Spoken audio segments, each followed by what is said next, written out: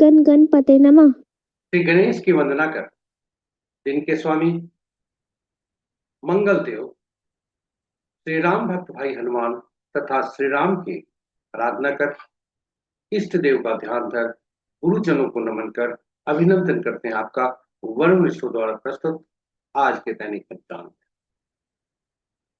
यह पंचांग हम नित्य प्रस्तुत किया करते हैं और प्रतिदिन प्रस्तुत लघु पंचांग का यह बृहद रूप है। इसमें डेटा जो भी लेते हैं दृक पंचांग से लेते हैं, छवि तथा ध्वनि गूगल से ली जाती है और ये प्रस्तुति आप तक यूट्यूब के माध्यम से, यूट्यूब के सौजन्य से हम सफलपूर्वक पहुंचा पाने में समर्थ हैं। पंचांग, जिस प्रकार पंचांग के 5 अंग होते हैं, इस प्रस्तुति के भी 5।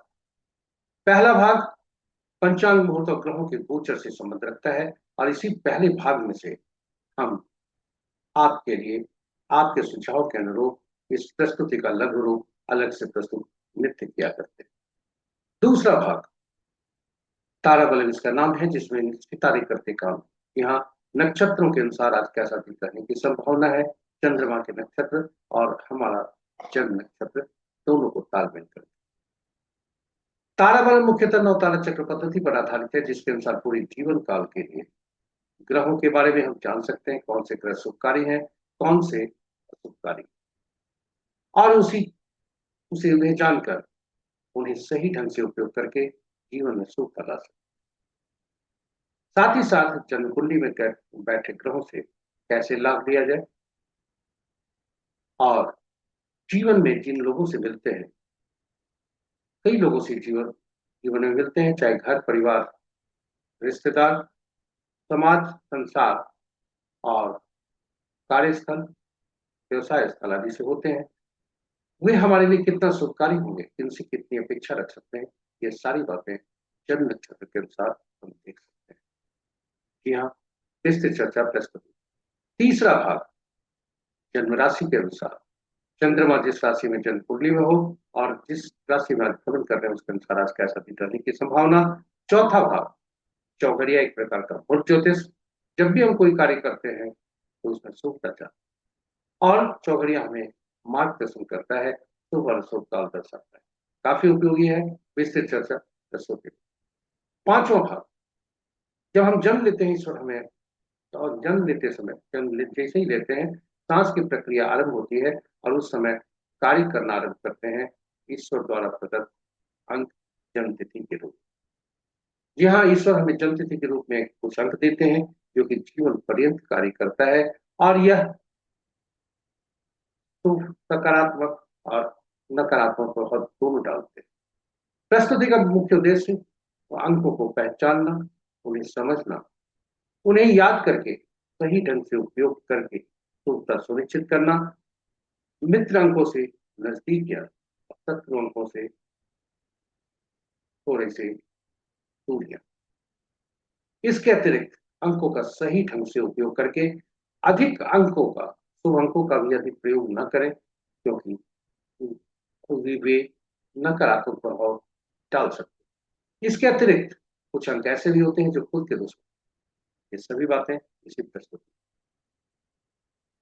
अंक कार्य करते रहते हैं यहाँ जीवन पर्यंत और उनसे कार्य करने में हमें शुभता चाहिए। इसलिए ये अंकों को पहचानना, उन्हें समझना, उन्हें सही ढंग से परख कर उपयोग करना इस पूरी प्रस्तुति का उद्देश्य। अंक बोलते भी इसी प्रस्तुति में किसी भी माह के विभिन्न तिथियों को जन्मे जातक के लिए आज का दिन कैसा हो। तो ये इस प्रकार पांचों भाग आपके लिए हम संकलित करके लाए हैं, आपके लिए उपयोगी बनाकर लाए हैं और यह महत्वपूर्ण होने वाला है। कहीं जाइएगा नहीं, हमारे साथ बने रहिएगा आदि से अंत। प्रस्तुति को देखने के क्रम में कोई सुझाव आपके मन में आया हो, उसे नोट करके अंत में, प्रस्तुति के अंत में यूट्यूब के कमेंट बॉक्स पर कमेंट करके हमें हमारा मनोबल भी बढ़ाए, साथ ही साथ प्रस्तुति को बेहतर बनाने में। तो चलिए चलते हैं, पढ़ते हैं आगे प्रस्तुति। पंचांग हम बोलचाल की भाषा में शुभ और अशुभ मुहूर्त जानने का एक माध्यम, किंतु पंचांग हमारे जीवन में विभिन्न रूप से फलदायी होता है। यह काफी उपयोगी होता है और महत्वपूर्ण हमारे जीवन में भूमिका अदा करता है। यह पंचांग के पांचों अंग से आरंभ करें यदि यात्रा चर्चा, तो पंचांग के पांचों अंग हमारे लिए शुभकारी होते हैं। तिथि लक्ष्मी प्रदान करने वाला, वार से आयु में वृद्धि, नक्षत्रों से पापों का नाश, योग रोगों को दूर करने में सहायक, कर्ण कार्यों में सफलता, कार्य सिद्धि दिलाता है। और इसलिए ये प्रातः उठते ही इन पांचों अंगों का स्मरण करना चाहिए। और स्मरण करने का उचित माध्यम यह श्लोक है। तिथि च श्रीकरं प्रोक्तं वारमायुष्वर्धनम, नक्षत्रम हरते पापम, योगम रोग निवारणम, कर्णम कार्य सिद्धिं च, पंचांग फल मुक्तम। इसकी प्राप्त उठते ही जितनी बार स्मरण कर सके करना चाहिए। और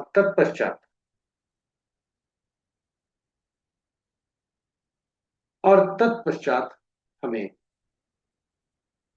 पंचांग का श्रवण करना चाहिए।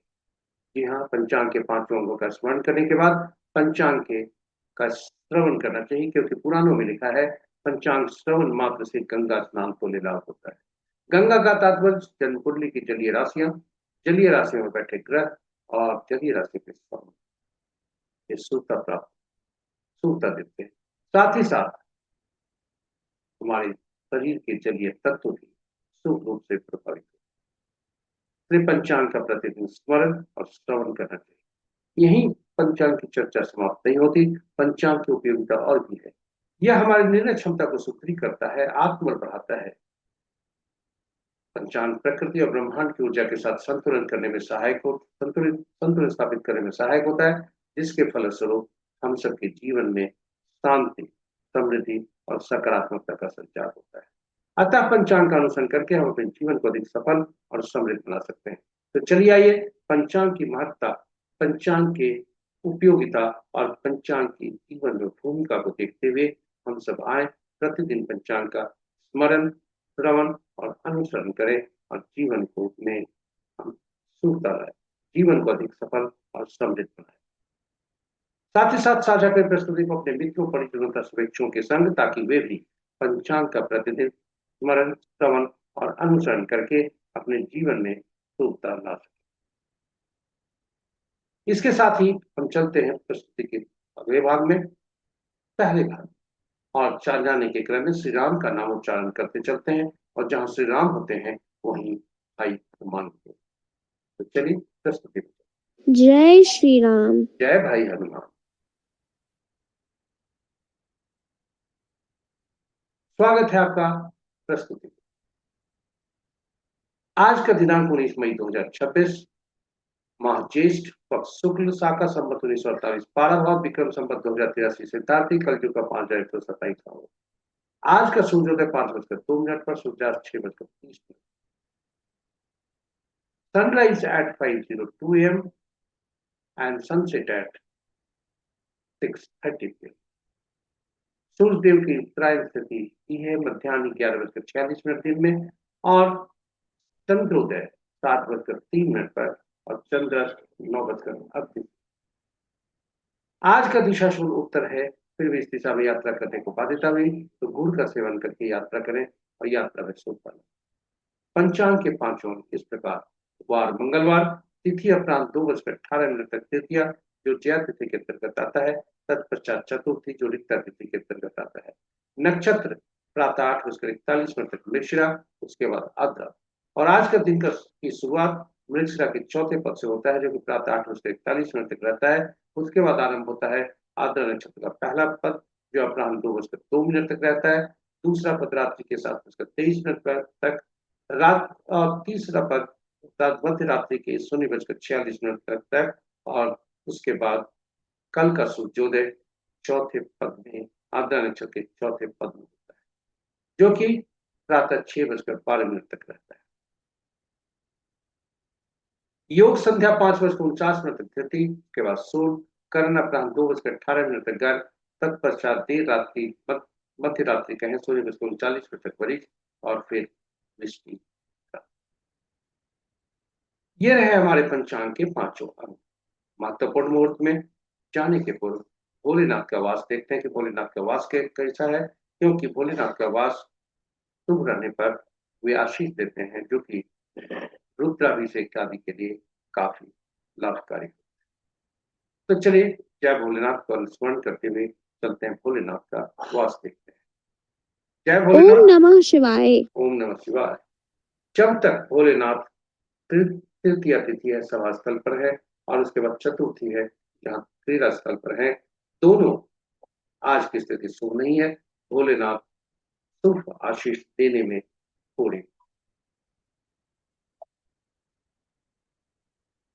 थोड़ी सी सुविधा है, इसलिए आज का दिन रुद्राभिषेक के लिए शुभ नहीं। जय भोलेनाथ। ओम नमः शिवाय। ओम नमः महत्वपूर्ण मुहूर्त। शिवाय। गीता की ये पंक्तियां याद रखें। मनुष्य का अधिकार केवल कर्म पर है, फल पर नहीं।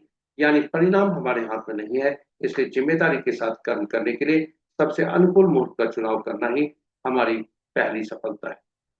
तो चलिए जिम्मेदारी के साथ कर्म करते हुए अनुकूल मुहूर्त का चुनाव करके हम सफलता की पहली सीढ़ी पर कदम रखें और महत्वपूर्ण मुहूर्त में आज का सब शुभ मुहूर्त में सबसे प्रभावी अभिजीत मुहूर्त दिन के 11:19 से 12:13 दिन तक, अमृतकाल रात्रि के 9:14 से 10:40 दिन तक, रवि जो प्रातः 8:41 से 5:02 कल प्रातः तक, विजय मुहूर्त अपराह्न 2:01 से 2:54 अपराह्न तक, गोधूली बेला संध्या 6:28 से 6:50 संध्या तक, निशिता मुहूर्त देर रात्रि 11:25 से मध्य रात्रि 0:07, यानी देर रात मध्य रात्रि 0:07 तक। रात्रि में किए जाने पूजा पाठ जब तक साधना तंत्र बंद आदि के लिए निष्ठा मुहूर्त श्रेष्ठ हुआ करते हैं। अशुभ मुहूर्त में सबसे प्रभावी राहु काल अपराह्न 3:38 से 4:49 अपराह्न तक, पूरी काल दिन के 11:46 से 1:27 अपराह्न तक, यमगंड प्रातः 8:24 से 10:05 दिन तक, वर्ज मुहूर्त अपराह्न 4:13 से 5:39 संध्या तक, और भद्रा देर रात्रि मध्य रात्रि कहें 0:39 से कल के 11:06 तक। ये रहे हमारे महत्वपूर्ण शुभ और अशुभ मुहूर्त।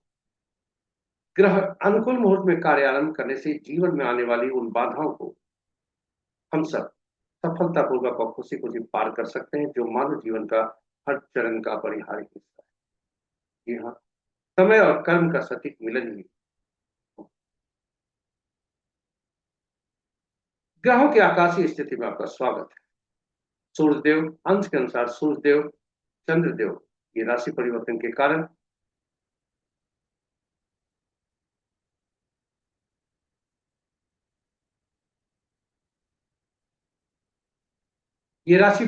कारण अस्त अवस्था में है। चंद्रदेव मार्गी हैं, मिथुन राशि में आ चुके हैं, सूर्यदेव वृषभ में है और बुध देव वृषभ राशि में है। बुध देव अस्त हैं, 23 तारीख तक ये अस्त अवस्था में रहेंगे। अगला जो राशि परिवर्तन होने वाला है ये बुध देव का होगा, जो कि 29 मई को होगा। राशि के अनुसार ग्रहों की स्थिति को देखा जाए तो मित्र राशि में 4 ग्रह, शत्रु राशि में 3 ग्रह, सम राशि में 1 ग्रह और अपनी राशि में 1 ग्रह है। चंद्रमा स्वतंत्र ग्रह है क्योंकि इनकी राशि में कोई ग्रह नहीं है, और सबसे शक्तिशाली बुध हैं जिनकी राशि में 3 ग्रह है, शुक्र की राशि में 2 ग्रह है और शेष ग्रहों की राशियों में एक एक ग्रह है। बुध और शुक्र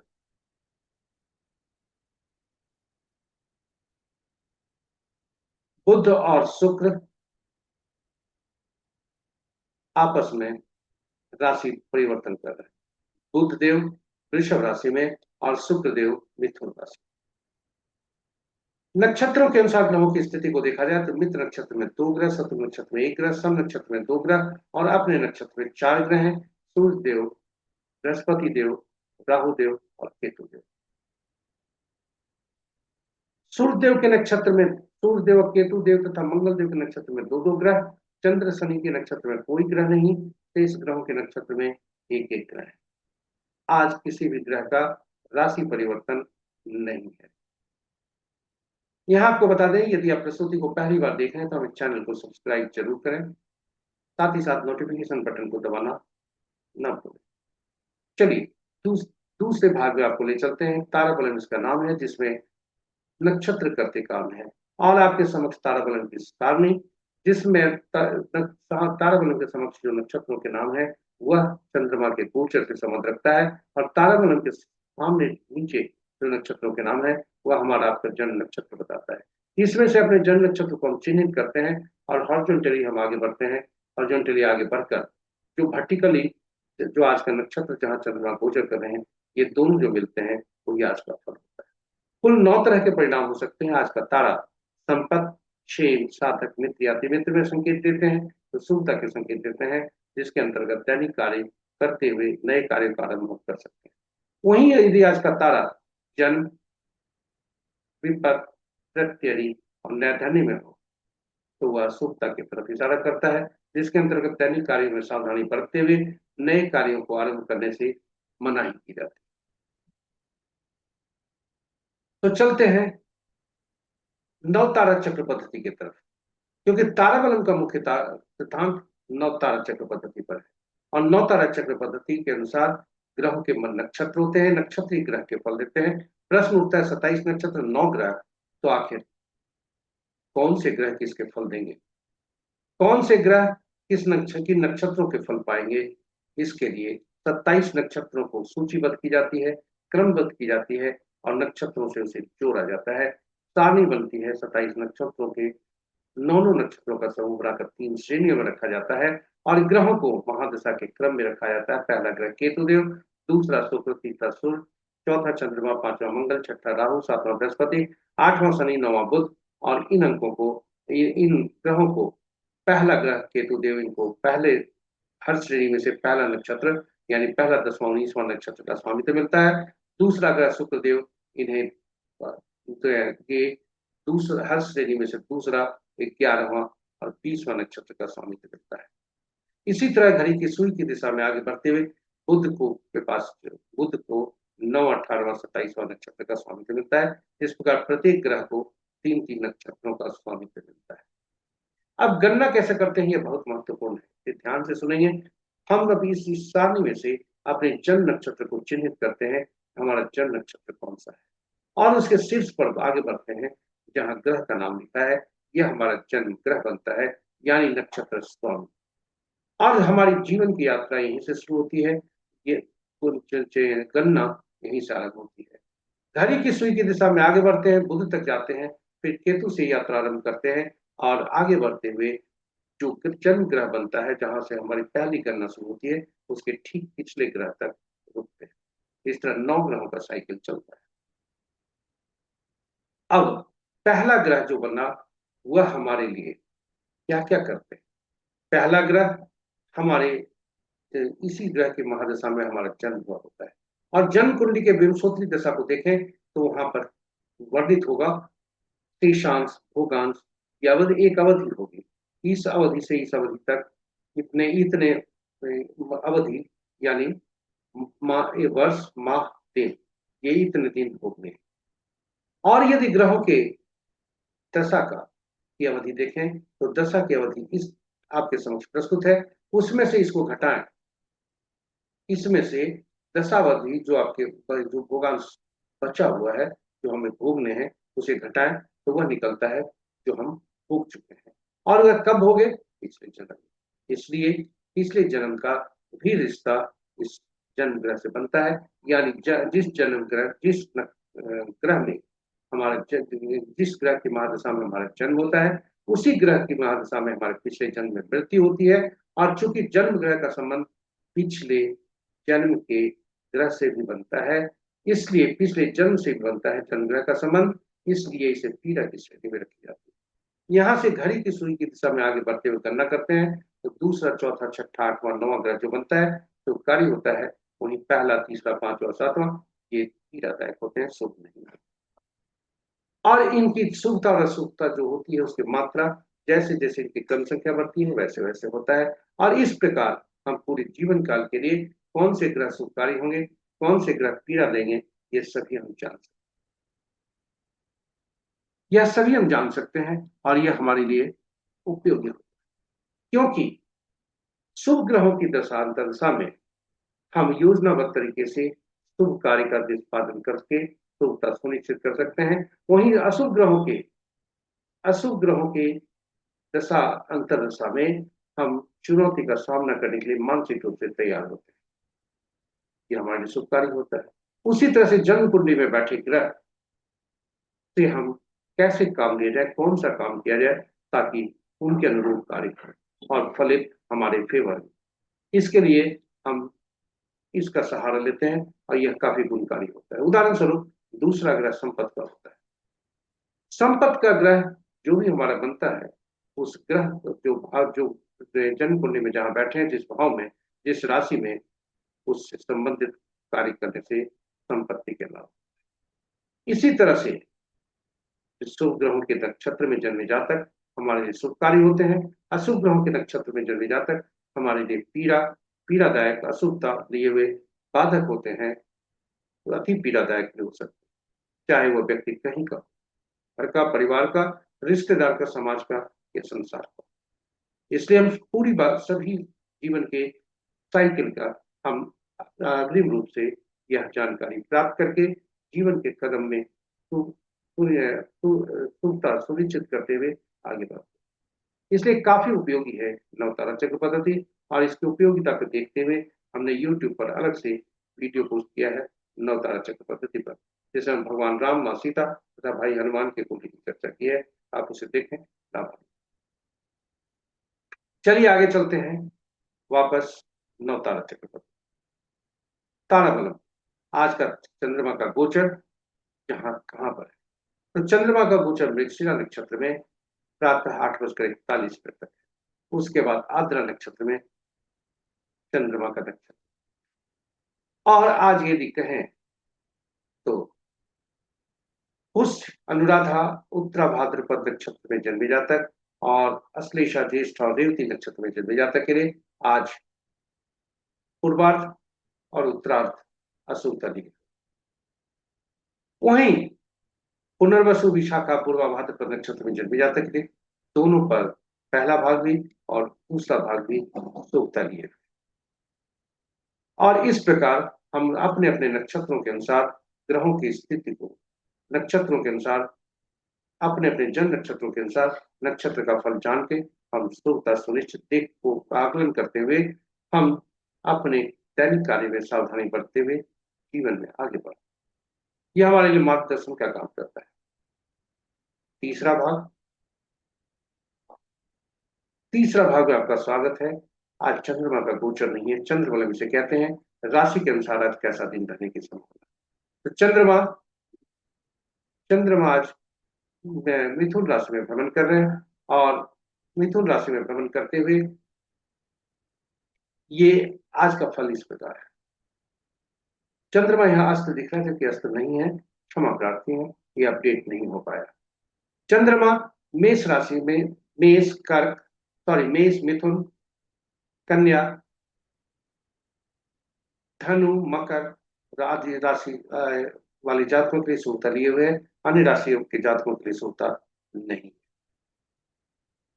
इसी के साथ हम आपको ले आए हैं चौथे भाग। चौथा भाग एक प्रकार का चौघड़िया। चौघड़िया मुहूर्त एक प्रकार का मुहूर्त बताता है जो शुभ और अशुभ काल दर्शाता है। किसी भी शुभ कार्य को करने के लिए इसका उपयोग किया जाता है। जी हाँ, ये शुभ और अशुभ काल दर्शाता है। कोई भी कार्य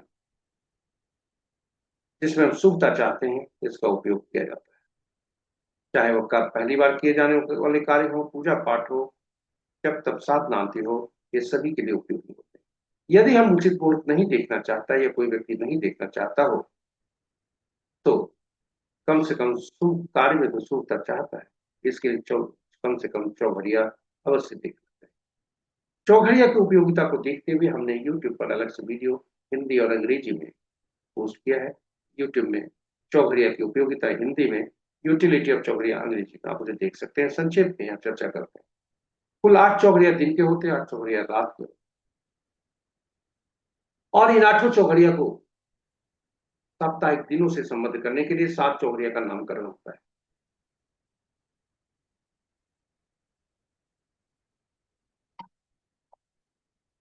और 7 चौघड़िया का नामकरण होता है। 8वां चौघड़िया जो होता है, वो आदि का चौघड़िया जो होता है, वही अंत का चौघड़िया हुआ करता है। इस प्रकार आठों चौघड़िया का संबंध साप्ताहिक दिनों से हो जाता है। हम जानते हैं हर साप्ताहिक दिन के अलग अलग ग्रह स्वामी होते हैं, यानी साप्ताहिक दिनों के शासक ग्रह अलग अलग होते हैं, जिनसे चौघड़िया का भी संबंध बन जाता है। और इतना ही नहीं, चौघड़िया का संबंध उन शासक ग्रहों के द्वारा निमित्त कार्यों से भी होता है, जो भी उन हर ग्रह के अलग अलग कार्य हैं, अलग अलग उद्देश्य हैं, अलग अलग रूप से ये फलदायी होते हैं, विभिन्न कार्यों के लिए फलदायी होते हैं, विभिन्न गतिविधियों के लिए ये लाभदायक होते हैं। ये सभी चौघड़िया से संबंध हो जाता है। इस प्रकार चौघड़िया की उपयोगिता और बढ़ जाती है। चौघड़िया का उपयोग जब भी हम करें तो ये जरूर सुनिश्चित कर लें कि जिस चौघड़िया का हम उपयोग करने जा रहे हैं कहीं वह अशुभता से अधिक व्याप्त तो नहीं है। और इसके लिए चौघड़िया को हम अशुभता से अधिक व्याप्त न हो, इसके लिए हम चौघड़िया को जरूर देखते हैं। और दिन में 3 तरह की अशुभताएं हो सकती हैं: राहु काल, काल बेला और वार बेला, और रात्रि में काल रात्रि। इस प्रकार की 4 अशुभताएं होती हैं। अनुभव के आधार पर हमने पाया है, इस प्रस्तुति को प्रस्तुत करते करते अनुभव के आधार पर हमने पाया है कि दिन में सूर्य देव का प्रभुत्व होता है, और शनि देव जो सूर्य देव के पुत्र हैं उनसे नाराज रहते हैं, इसलिए शनि का चौघड़िया प्रतिदिन काल बेला से ग्रसित रहता है। वहीं रात्रि चंद्रमा का प्रभुत्व, बुध देव नाराज, इसलिए बुध का चौघड़िया प्रति रात काल रात्रि से ग्रसित होता है। शनि का चौघड़िया एक प्रकार से इसका शनि पापी ग्रह है, इसे इसलिए इसे काल के रूप में चिन्हित किया जाता है। कोई भी शुभ कार्य इसमें ऐसे भी नहीं किया जाता, और ये काल बेला से ग्रसित रहते हैं। किंतु धनोपार्जन हेतु शनि न्याय के देवता है, शनि कर्म के देवता है, इसलिए सत्य, निष्ठा और ईमानदारी के साथ सरकार के नियमों को पालन करते हुए धनोपार्जन हेतु की जाने वाली गतिविधियों के लिए यह काफी लाभदायक। मंगल का चौघड़िया, मंगल देव क्रूर और अनिष्टकारी, कोई भी शुभ कार्य इसमें नहीं करना चाहिए, लेकिन मंगल देव शत्रुहंता होते हैं, इसलिए शत्रुहंता के लिए किए जाने वाले कार्य इसमें उपयोग होता है, शुभता देता है। और आज के संदर्भ में कहें, शत्रुहंता हर जगह उपयोग है। शत्रु को पराजित करना हम हर कदम पर करते हैं। विद्यार्थी वर्ग अगर अपने सहपाठी से नहीं ये करे तो फिर कंपटीशन परीक्षा नहीं पास कर सकता, शत्रुता उससे बनी रहती है। नौकरी पेशा वाले के लिए उसके सहकर्मी ही शत्रु, उन्हें ही वो पराजित करता है। और हमारे शरीर को कहें, हमारा शरीर का तो यह सभी मंगलकारी, मंगलदेव मंगलकारी, इसके लिए काफी उपयोगी होते हैं। तो चलिए आज का चौघड़िया देखते हैं, आज का चौघड़िया क्या कहता है। आज का चौघड़िया, आज मंगलवार है, तो रोग चौघड़िया से दिन आरंभ है, रोग चौघड़िया से दिन समाप्त है। उद्वेग चौघड़िया जो 6:43 सुबह से 8:24 तक है, वो वार बेला से ग्रसित है। काल चौघड़िया जो 1:27 से 3:08 तक है, वो काल बेला से ग्रसित है। और शुभ चौघड़िया जो 3:08 से 4:49 तक है, वह राहु काल से ग्रसित है। वहीं रात्रि का चौघड़िया, लाभ चौघड़िया जो 7:49 रात्रि से 9:08 तक है, वह काल रात्रि से ग्रसित है। इस प्रकार चौथे भाग की समाप्ति यहाँ पर होती है। अब आपको हम ले चलते हैं, अंकों से रूबरू कराते हैं, कौन कौन से अंक हमारे लिए कार्य करते हैं। ये अंक 1 से 9 तक ही होते हैं, 10वां अंक नहीं होता, शून्य को गणना में नहीं लेते। और अंक ज्योतिष का मूल सिद्धांत के अनुसार जब भी 2 अंकों का समूह या 2 से ज्यादा अंकों का समूह होता है, उसमें प्रयुक्त सभी अंकों को जोड़कर एक अंक में परिवर्तित करते हैं और यहाँ उपयोग करते हैं।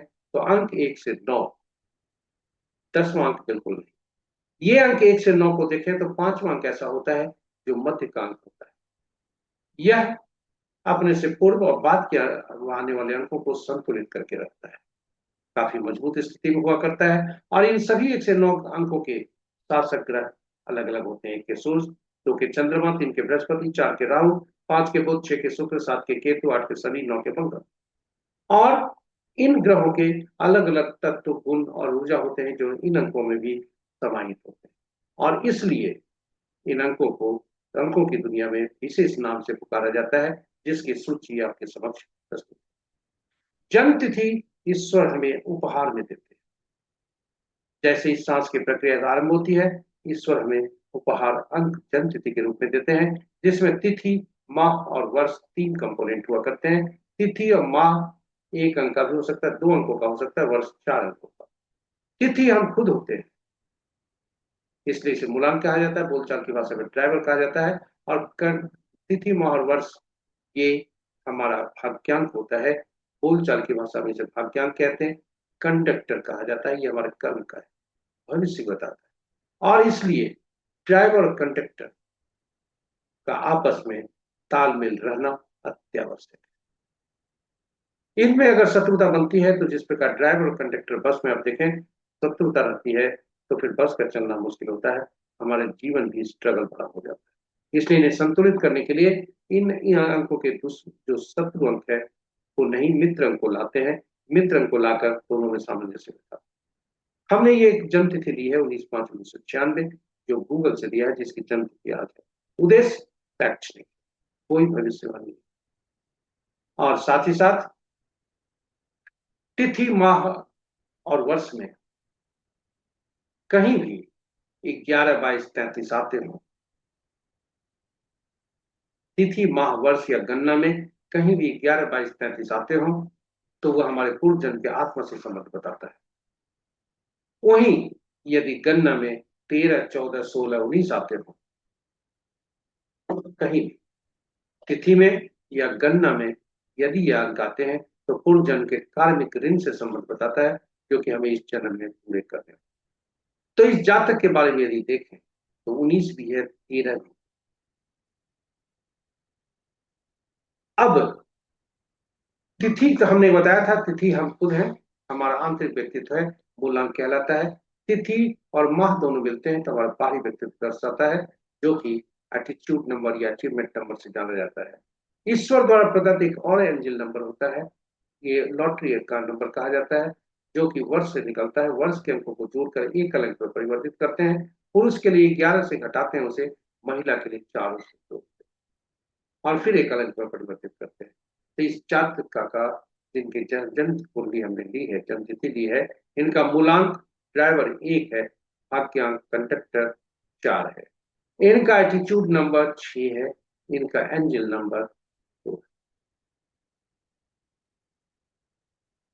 इनके मास्टर नंबर तो नहीं है, किंतु कार्मिक डेप्थ नंबर 2 है। अब पूरे, जैसा हमने कुछ देर पहले कहा था कि ये अंक जो 1 से 9 तक अंक होते हैं, ये शासित होते हैं ग्रहों से, और ग्रहों के तत्व ऊर्जा इनमें समाहित होते हैं।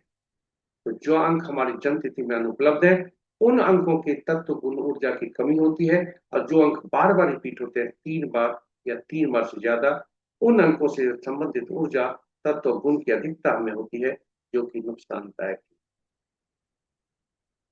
तो चलिए हम पहले देखें कि कौन से अंक यहाँ उपलब्ध है, इनके कौन से अंक ज्यादा है। और यदि ड्राइवर और कंडक्टर आपस में शत्रुवत हैं, तो कौन से अंक का प्रयोग किया जाए और उसका सोर्स कैसे। तो आपके समक्ष ताली साहब प्रस्तुत, इसमें देखें, एक तरफ हमने लो सुब्रिट की का चार्ट रखा है, जिसमें सभी अंक लिखे गए हैं, और ठीक उसी के अनुरूप हमने अंकों को समायोजित करने का प्रयास किया। और इसमें देखते हैं कि 3, 7, 8 ये ऐसे अंक हैं जो इस जातक के लिए अनुपलब्ध, यानी 3, 7, 8 से संबंधित जो ऊर्जा है, यह जातक मिस कर रहा है। वहीं 9 अंक और 1 अंक 3 बार आ चुके हैं, यह इनके लिए अच्छा नहीं। 9 अंक और 3 अंक इनके लिए 3 बार आ चुके हैं, जो कि शुभ नहीं। यानी ये जातक यदि ड्राइवर और कंडक्टर को बैलेंस करने का प्रयास करें, तो जो अंक का प्रयोग कर सकते हैं 4, 2, 6, 5, 3, 7, 8, और इन अंकों का ही प्रयोग करके ये जीवन में आगे बढ़ सकते, लिमिटेशन। और साथ ही साथ 9 अंक से और 1 अंक से तो दूरी बना ही रखें, क्योंकि रखना चाहिए नहीं, क्योंकि 9 3 बार आ चुके। सोर्स क्या होगा, तो जैसा हम पहले भी कहा है, ये जन्म तिथि ईश्वर द्वारा प्रदत्त है, और नाम हमारा जो होता है, ऐसा ऐसा अंक हमें लेना चाहिए जो कि चिरस्थायी होता है। नाम चूंकि ये धरती के ईश्वर माता पिता देते हैं और ये बदलता नहीं है, इसलिए सबसे ज्यादा ऊर्जावान होता है। नाम का पहला शब्द और नाम का पहला अक्षर, ये काफी ऊर्जावान होता है।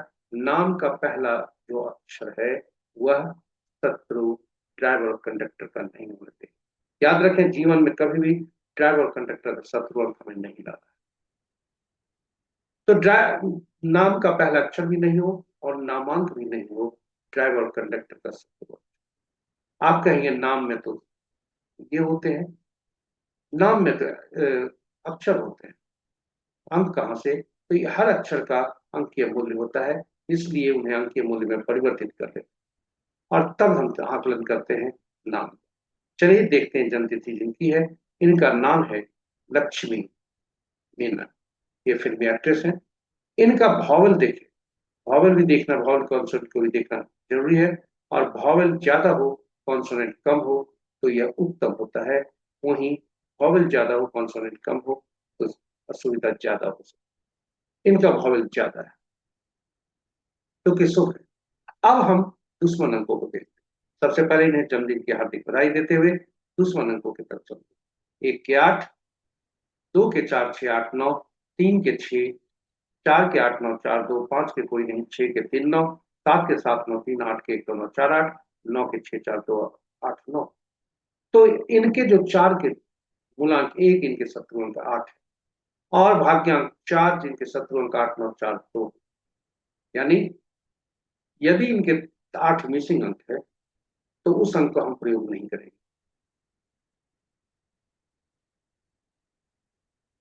क्योंकि 8 दोनों के शत्रु, इसलिए 8 अंक मिसिंग है, इसका प्रयोग हम कभी भी नहीं करेंगे। साथ ही साथ कुछ अंक ऐसे हैं जो अपने के ही शत्रु हैं, इनका रिपीटेशन होना ठीक नहीं, यानी 4, 7, 8, 9, फिर 7 का भी हम प्रयोग नहीं करेंगे क्योंकि रिपीटेशन करना ठीक नहीं है। एक बार प्रयोग कर सकते हैं, इससे ज्यादा उपयोग नहीं करेंगे। वहीं 4 का उपयोग ज्यादा नहीं करेंगे जिनका भाग्यांक है, और 8 और 9, ये भी 9 तो इनके 3 बार आ चुके, अपने के ही दुश्मन। और इनका नामांक 9 पर जाता है। नाम का पहला अक्षर 3 दे रहा है जरूर, लेकिन नामांक 9 पर जाता है। ये 9 की ऊर्जा को ज्यादा बढ़ाता है, इसलिए नाम का इनका करेक्शन करना अत्यावश्यक। चलिए, अब अभी तक हमने देखा अंक कैसे कार्य करते हैं। अंत में देखें वर्तमान वर्ष को कैसे निकालें, कैसे बीतेगा। इसके लिए इनके जन्म तिथि में से हम जो वर्ष का अंक होता है उसको निकाल के वर्तमान और को रिप्लेस करते हैं, फिर देखते हैं कि आपस के संबंध क्या है। तो ये इसमें इनका रनिंग एज 3 बन रहा है और जो अंक निकल कर पर्सनल ईयर आ रहे हैं वो 7 है। ये दोनों 1 और 4 मूलांक और भाग्यांक के शत्रु नहीं है, इसलिए वर्ष अच्छा बीतने की संभावना हम कह सकते हैं। इस प्रकार अंक कार्य करते हैं। हम अंकों को निकाल करके खुद आकलन कर सकते हैं। और अब वर्ष का अंक 7 है। 7 का अंक ये क्या कहता है? 7 का अंक कार्य करते हैं, हम आपको ले आए हैं। अंक कार्य करते हैं और अंक बोलते थे। किसी भी माह के विभिन्न तिथियों को जन्मे जातक के लिए आज का अंक क्या बोल संदेश दे रहे हैं, यह आपके सामने। 7 अंक तटस्थ होते हैं 1, 2 और 5 के साथ, यानी 1, 10, 19, 28 को, 2, 11, 20, 29 को, और 5, 14, 23 तारीख को जन्मे जातक के साथ के दिन आज साधारण रहेंगे। वहीं 4, 13, 22, 31, 6, 15, 24 तारीख को जन्मे जातक के लिए तथा 8, 17, 26 तारीख को जन्मे जातक के लिए आज का दिन उत्तम होने की संभावना है। और शेष अंक वाले, शेष तिथि वाले को जन्मे जातक के लिए 3, 12, 21, 30, 3, 12, 21, 30 और 7, 16, 7, 16, 25 तथा 9, 18, 27 तारीख को जन्मे जातक के लिए आज के दिन शुभ नहीं होने की संभावना। तो ये रहे हमारे आज की प्रस्तुति। आप हमारे साथ बने रहे, इसके लिए बहुत बहुत आशा करते हैं पूरी प्रस्तुति आपके लिए ज्ञानवर्धक, रोचक तथा उपयोगी सिद्ध होगी। यदि इस प्रस्तुति का आप पहली बार देख रहे हैं तो हमारे चैनल को सब्सक्राइब करें, साथ ही साथ नोटिफिकेशन बटन को दबाना न भूलें, ताकि हमारे हर प्रस्तुति की सूचना आपको मिल सके और आप उससे लाभ। जी हाँ, चैनल को साझा करें अपने मित्रों, परिजनों, बच्चों के संग, ताकि वे भी लाभान्वित हो सके प्रस्तुति। और सुझाव आपके मन में जो आया है उसे देकर हमारा मनोबल बढ़ाएं। यूट्यूब के कमेंट बॉक्स में तो मनोबल बढ़ाएं, साथ ही साथ इस प्रस्तुति को बेहतर बनाने में सहयोग करें। तो आज इतना ही। इसके साथ ही हम शनि देव का नक्षत्र परिवर्तन हो चुका है और इसका प्रभाव हर के जीवन में दिखने को मिलेगा। इसी के साथ ही हम प्रस्तुति के विराम देते हैं और समय के साथ रहें, समय के विरुद्ध नहीं। पंचांग का अनुस्मरण, श्रवण, अनुसरण करते हुए महत्वपूर्ण मुहूर्त में ही कार्य करें, उचित मुहूर्त में। इसी के साथ हम आज के दिवस के देवता मंगल देव तथा भाई हनुमान और उनके स्वामी श्री राम से प्रार्थना करते हैं कि आपका दिन शुभ हो। जय मंगल देव, जय श्री राम, जय भाई हनुमान।